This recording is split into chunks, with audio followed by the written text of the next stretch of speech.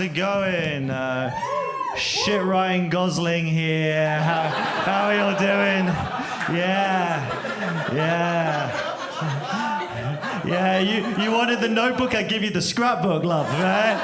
How about that? By the way, I'm aware, that like my vibe and the way that I'm holding the stand, I have quite like an arrogant presence. I just want to assure everyone I was bullied, so clearly not enough, but you can relax, you know.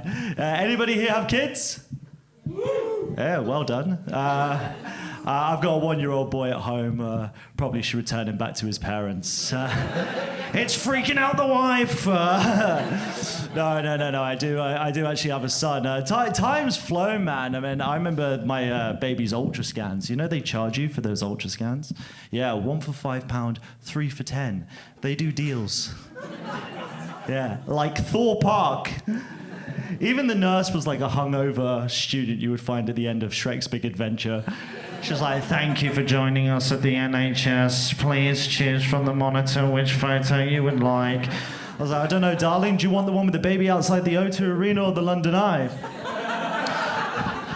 I think you're in the background of my son's photos at ultra scans. Saw you there. Yeah. We're going up now.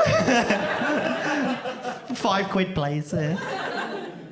My wife had a water bath, which was insane. I remember she was hunched over the pool, and the nurse had her hand on her back, and she was just like, one more push, and that's it. And then she'd look up at me and give me a whimsical little wink, right, as if I was just totally on board with her gaslighting my wife.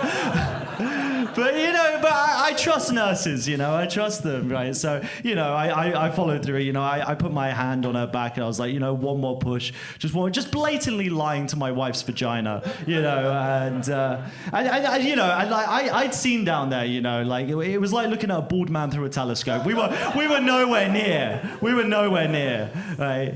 And then her mum, like, joined in, and excuse the pun, but it was a push too far, and my wife told her to fuck off.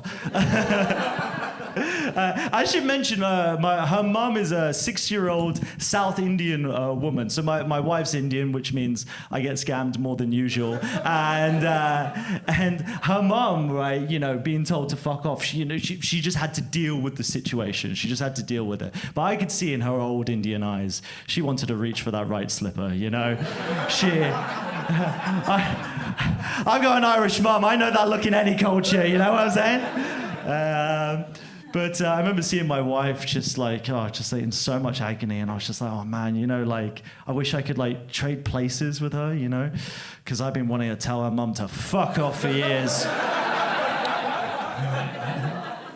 But yeah, I know, but I'm proud. I'm proud that she did it, you know. It really did make the day my son was born the happiest day of my life.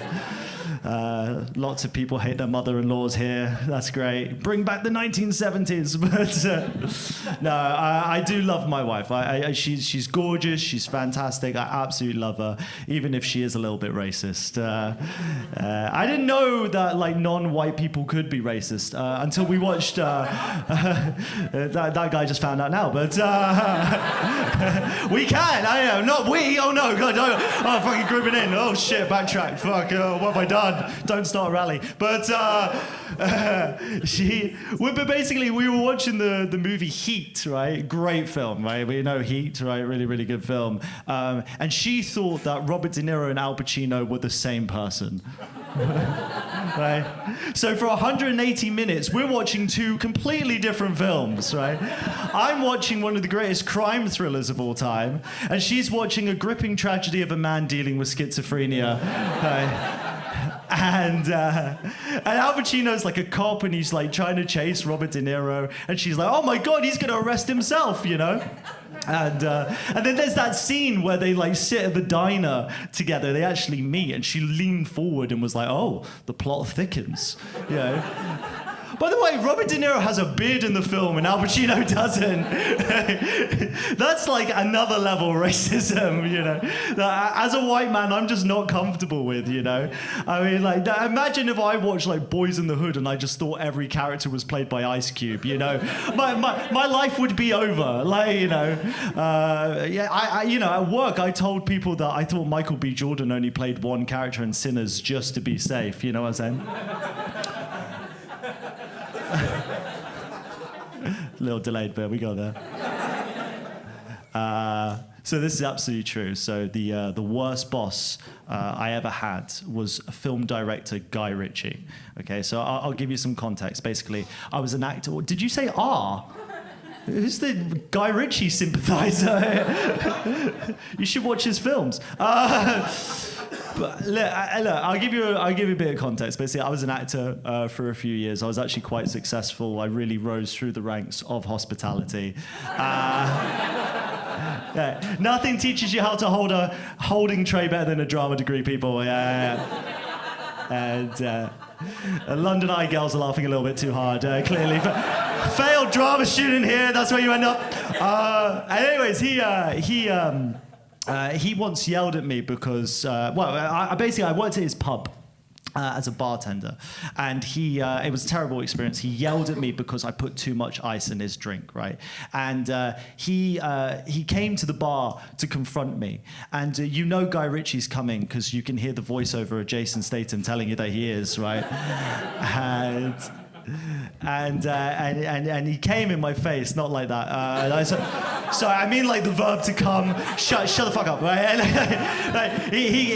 don't know how to say that. Like he yelled in my face. There we go. He yelled in my face, and he was just like, fuck you. How can you fuck this up? You fuck this fucking drink up. You fucking idiot. Blah blah blah. Which is still the closest to a professional acting gig I've ever had, but I remembered, I still thought I had a chance of being famous at this point. So I said to him, I'm sorry, like in a really pathetic way. And he said, and this always stuck with me, don't be sorry, be better, right? Pretty good, right? And I thought, you made Aladdin with Will Smith. You should be sorry, mate. And better. You slag! Thank you very much. I've been Ben Davis.